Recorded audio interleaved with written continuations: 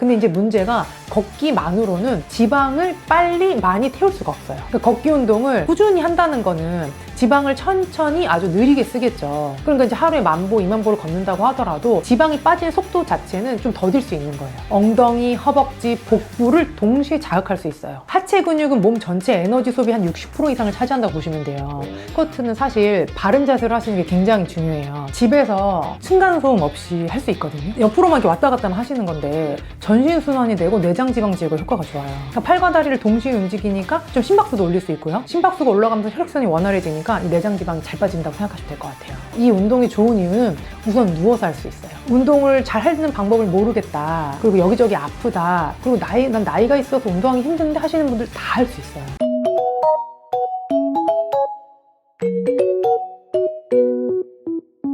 그 걷기 운동으로 살 빼겠다고 하시는 분들이 진짜 많잖아요. 아, 많죠. 네. 이 걷기 운동으로도 살을 진짜 뺄 수 있나요? 이 많은 분들이 걷는 거 자체를 다이어트의 어떤 정답처럼 생각을 하세요. 근데 사실 결과는 체중은 좀 줄었다, 예전보다. 근데 배 여전히 나와 있다, 네. 몸매 계속 퍼져 보인다, 네. 이런 분들이 좀 많더라고요. 특히 40대를 넘어서면서부터는 똑같이 먹고 똑같이 운동하고 똑같이 걸었고 그래도 살이 안 빠지고 쉽게 찐다, 이런 경우가 굉장히 많으신 것 같아요. 그래서 오늘은 무작정 걷기만 하기보다는 좀 짧고 강력한, 진짜로 뱃살이 좀 빠질 수 있는 그런 루틴을 이유부터 해결법까지 한 번에 정리를 해드릴게요. 그러니까 딱 10분만 투자하면 지방을 좀 태우는 방식부터 운동 루틴까지 완전히 다르게 보실 수 있을 거예요. 그러면 우선 걷기만으로 살이 안 빠지는 이유에 대해서 설명을 드릴 텐데요. 그러니까 예전엔 하루 이틀만 좀 덜 먹어도 몸이 확 가벼워지고, 맞아요. 근데 지금은 그때보다 더 굶어도 똑같이 걷고 움직이는데도 몸 그대로고 퍼져 보이고, 근데 이것은 기분 탓이 아니라 사실 몸 자체가 바뀌고 있기 때문이에요.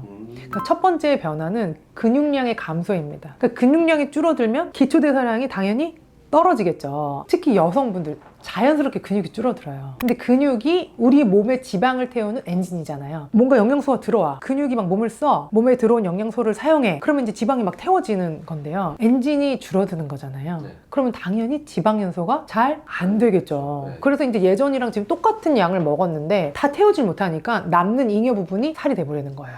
두 번째는 지방이 골고루 분포하지 않아요. 그러니까 20, 30대에는 지방이 온몸에 고르게 퍼져 있다고 보면은 40대 이후부터는 복부, 아랫배 쪽, 아니면 옆구리, 여기 팔뚝, 좀 보기 싫은 곳에 집중적으로 쌓이게 돼요. 특히나 내장 지방은 식단만으로는 사실 쉽게 빠지지 않거든요. 오래됐잖아요. 그리고 이제 안에 내장 사이에 켜켜이 약간 들어있기 때문에, 근데 아랫배만 막 너무 많이 남아있는 느낌, 이런 느낌이 들 수가 있죠. 세 번째는 걷기의 한계라고 말씀드릴 수 있을 것 같은데요. 걷기 건강에 좋아요. 심장도 건강해질 거고, 혈액순환 잘 될 거고, 가벼운 활동량을 이제 유지하는 거예요. 너무 도움이 되죠. 근데 이제 문제가 걷기만으로는 지방을 빨리 많이 태울 수가 없어요. 그러니까 걷기 운동을 꾸준히 한다는 거는 지방을 천천히 아주 느리게 쓰겠죠. 그러니까 이제 하루에 10,000보, 20,000보를 걷는다고 하더라도 지방이 빠지는 속도 자체는 좀 더딜 수 있는 거예요. 그러니까 몸이 바뀌었는데 옛날에 젊었을 때 방식 그대로 하고 있으니까 사실 효과가 없을 수 있는 거죠. 지금부터는 내 몸에 맞는 방식으로 조금 바꿔줘야 돼요. 그렇다고 걷기가 전혀 의미 없는 운동이라는 게 아니고 잘못된 방식으로 걷고 있는 분들이 대부분이라는 거예요. 그러니까 나는 하루에 10,000보 이상 걷는데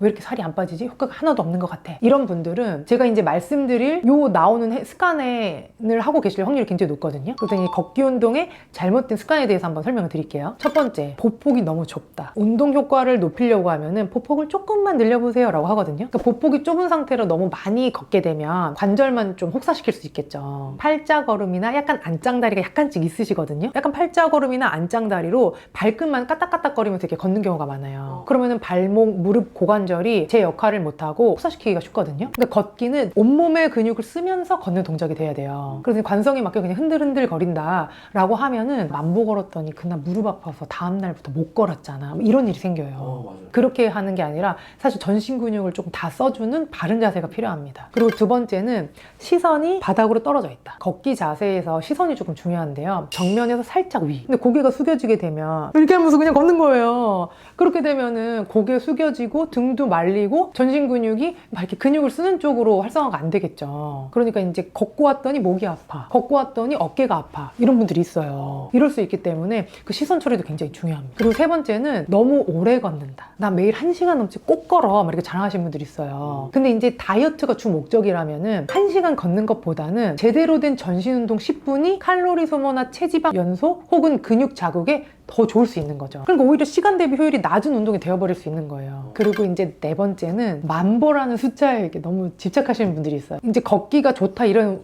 운동이 붐이 불면서 어플들이 많더라고요. 그래서 하루에 만보를 뭐 며칠 이상 하면 막 몇백 원씩 줘요. 아, 돈 줘요. 매일매일 돈 주고. 네. 그러니까 이제 만보에 되게 막 집착하게 된 거예요. 그러니까 중요한 거는 얼마 걸었냐. 야, 나 5,000보 걸었어. 만보 걸었어. 오늘 2만 보 걸었어. 이게 아니라 어떻게 걸었냐. 어떤 자극으로 걸었냐. 얼마나 바르게 걸었냐. 라고 생각하시면 될 것 같아요. 그럼 이제 본격적으로 걷기 대신에 짧고 강하게 뱃살을 태워주는 운동 루틴 지금부터 하나씩 보여드릴게요. 우선 첫 번째는 우리가 이제 뱃살 빼고 싶고 엉덩이 퍼지는 거 싫으면 꼭 해야 되는 운동이에요. 하체와 코어를 동시에 자극해주는 스쿼트입니다. 엉덩이, 허벅지, 복부를 동시에 자극할 수 있어요. 하체 근육은 몸 전체 에너지 소비 한 60% 이상을 차지한다고 보시면 돼요. 스쿼트는 사실 바른 자세로 하시는 게 굉장히 중요해요. 첫 번째로 주의하실 점은 스쿼트를 했는데 허리가 아프다. 그럼 사실 하시면 안 돼요. 허리 치료를 먼저 받으셔야 돼요. 그리고 스쿼트를 했는데 무릎이나 고관절에서 소리가 난다. 이제 이런 분들은 골반 스트레칭을 먼저 하시고 시작하시는 게 좋고요. 근데 이제 스쿼트를 하다 보면 소리가 없어지는 경우가 많아요. 내가 바른 자세를 계속 따라하다 보면은 결국 소리 나는 게 조금 없어지거든요. 그리고 나 스쿼트를 할 수는 있는데 넘어질까봐 좀 걱정된다 하시는 분들도 있어요. 그런 분들은 그냥 의자를 두세요. 식탁 의자를 두고 거기까지만 내려갔다가 올라오는 걸로. 발은 어깨보다 약간 넓게 벌려주시면 됩니다. 발끝은 일자로 하시기보다는 11시, 1시 방향으로 살짝 바깥쪽으로 해주세요. 그리고 엉덩이를 뒤로 빼면서 좀 의자에 앉듯이 천천히 앉았다가 살짝 일어나 주시면 돼요. 이제 무릎이 발끝보다 앞으로 나가지 않게 하시는 게 좋다고 얘기는 하는데 실질적으로 무릎이 발끝보다 앞으로 나가지 않기 어려워요. 그래서 이건 너무 신경 쓰지 마시고 내가 너무 앞으로 쏟아지는 게 아니라 의자에 앉듯이 약간 뒤로 내려간다고 생각해 주시면 될 것 같아요. 그리고 허리는 펴고 아랫배에 살짝 힘주시는 게 제일 중요합니다. 그리고 허리가 아프거나 아니면 내가 관절에 소리가 난다 하시는 분들은 복부에 힘주는 게 굉장히 중요하거든요. 원래 그냥 하니까 소리가 나는데 아랫배 힘주니까 소리가 안 나요 하시는 분들도 많아요. 그러니까 앉았다 일어났다 해주시면 되고요. 10번은 조금 힘들지만 누구나 할 수 있거든요. 그러니까 우리는 15번에서 20번 정도 할 거예요. 20번 하시고 30초 내지 1분 정도 쉬어주세요. 그리고 다시 한번 20번 해서 3세트 하시는 거예요. 두 번째 운동은 사이드 스텝입니다. 집에서 층간소음 없이 할 수 있거든요. 그리고 방금 우리가 스쿼트로 하체를 좀 썼잖아요. 근데 이제는 상체를 좀 써줘야 돼요. 옆으로만 이렇게 왔다 갔다 하시는 건데 전신순환이 되고 내장지방 제거 효과가 좋아요. 그러니까 팔과 다리를 동시에 움직이니까 좀 심박수도 올릴 수 있고요. 심박수가 올라가면서 혈액순환이 원활해지니까 이 내장지방이 잘 빠진다고 생각하시면 될 것 같아요. 그리고 첫 번째는 팔을 옆으로 벌렸다가 앞으로 접었다가 벌렸다가 접었다가 해주시는 거예요. 근데 동시에 다리는 오른쪽으로 한번 왼쪽으로 한번 오른쪽으로 한번 왼쪽으로 한번 그래서 하나 둘 하나 둘 너무 좋아요. 그 60초 동안 시간을 맞춰 놓고 딱 1분만 하시는 거예요. 그러니까 처음에 어떻게? 천천히 하나 둘 하나 둘 이거 너무 천천히 하시면 돼요. 그리고 내가 생각보다 이거 쉽고 잘할 수 있겠는데 하시면 그때 조금씩 리듬을 내 마음의 흥만큼 조금씩 올려주시면 돼요.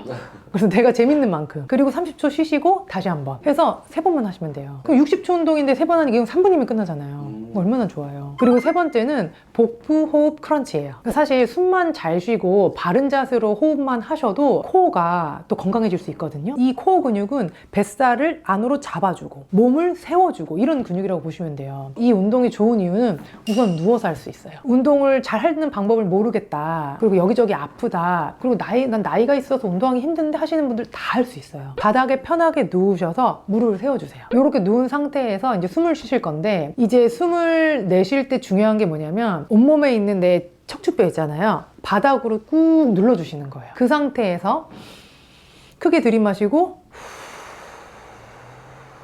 내쉬는 거예요. 이 심호흡이라고 할 수 있잖아요. 이 심호흡을 한 5번 정도 천천히 해보시잖아요. 온몸에서 열이 납니다. 몸이 순환이 되면서 내 몸에 산소가 충분히 공급되기 때문에 이 충분히 공급된 산소를 태우게 되거든요. 그리고 숨을 천천히 내가 깊게 쉬는 것만으로도 이 지방을 조금 태울 수 있어요. 한 1, 2주 했더니 이거 너무 쉽다 하시는 분들은 그 상태에서 살짝 어깨를 들어주시면 돼요. 팔을 쭉 뻗은 상태에서 무릎에 살짝 닿을 정도만 들이마시고 내쉬면서 배에 힘을 주는 게 가장 핵심입니다. 이제는 정말 중요한 사실 식단이잖아요. 뱃살이 빠지는 이 식사 습관에 대해서 알려드릴게요. 그러니까 많은 분들이 다이어트 하려고 식단 조절을 한다라고 하면은 무조건 조금 먹어야 되는 거 아니야? 이렇게 생각하시잖아요. 많이 먹냐 조금 먹느냐보다 어떻게 먹느냐가 더 중요해요. 그러니까 같은 식단을 먹는데 어떻게 먹느냐에 따라 어떤 사람은 살이 찌고 어떤 사람은 살이 안 찔 수 있는 거죠. 첫 번째는 탄수화물을 무작정 줄이지 말고 갈아타자. 그러니까 많은 분들이 이제 다이어트 하니까 저 빵순인데요. 빵 먹으면 안 되나요? 저 밥은 무조건 쌀밥만 좋아하는데 뭐 이런 분들이 있어요. 이제 무조건 내가 먹던 거를 갑자기 끊는다. 이러면 오히려 실패할 확률이 훨씬 높아요. 그러니까 이 정제된 탄수화물, 건강에 좋지 않은 탄수화물만 좀 줄이면 되거든요. 그러니까 예를 들면 흰쌀밥은 약간 현미밥이나 잡곡밥, 밀가루 빵은 귀리나 통밀빵으로, 설탕이 많은 간식들, 이거 당이 진짜 문제거든요. 이런 거는 고구마나 단호박 같이 복합 탄수화물로 바꿔주시면 돼요. 그럼 이러면은 혈당도 천천히 올라가고 포만감도 좀 오래 유지되거든요. 그러면 포만감이 오래 유지되고 혈당으로 급격하게 안 오르면 지방으로 저장되는 분이 훨씬 적게 되겠죠. 두 번째는 단백질은 기초대사 유지제입니다. 그래서 이제 두부, 콩, 계란, 생선, 뭐 동물성, 식물성 좀 균형 있게, 그러니까 한 번에만 막 왕창 이렇게 드시지 말고 좀 이제 나눠서 섭취해 주시면 너무 좋을 것 같고요. 이 몸이 필요한 에너지를 채워야 이걸 태우잖아요. 그러니까 에너지가 안 들어오면 이걸 태우서 몸 밖으로 내보내는 과정 자체가 줄어들게 되거든요. 그럼 태워서 내보내는 과정이 없으면 살이 잘 안 빠져요. 세 번째는 혈당 스파이크를 막는 식사 순서입니다. 프로그램 명은 생각이 안 나는데 실험을 많이 했어요. 순대국밥을 먹는데 이 사람은 밥을 넣어서 섞어서 먹었고, 이 두 번째 사람은 다 건더기를 건져서 순대를 먼저 먹고 그 다음에 밥을 말아 먹었어요. 그러니까 밥이랑 같이 한꺼번에 많이 드신 분은 혈당이 확 오르고, 순대, 단백질, 뭐 야채 이런 걸 먼저 먹은 사람은 혈당이 훨씬 천천히 올라가는 거예요. 그래서 밥을 드실 때 야채를 먼저 먹어야 돼요. 야채를 먼저 먹으면 우선 포만감이 조금 생기고요. 야채를 먼저 먹어서 섬유소를 몸 안에 넣어주고 그 다음에 이제 단백질을 먹고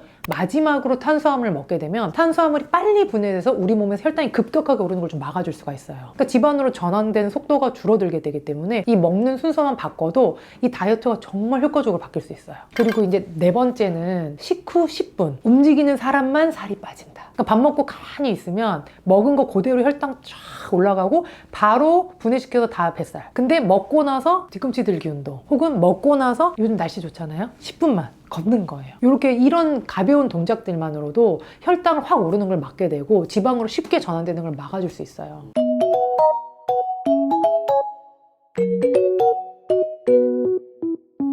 오늘 걷기 대신 10분만 해도 효과적인 운동에 대해서 설명드렸는데요. 이번 영상이 도움이 되셨다면 좋아요와 구독 꼭 부탁드리고요. 이번 생도 하루 10분으로 건강한 몸으로 건생하세요.